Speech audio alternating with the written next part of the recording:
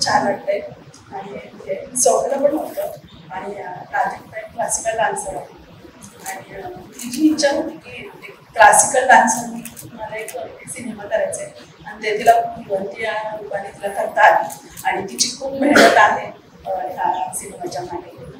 त्याच्याबरोबर फुलवंतीच्या सगळ्या टीमचे खूपच मेहनत आहे.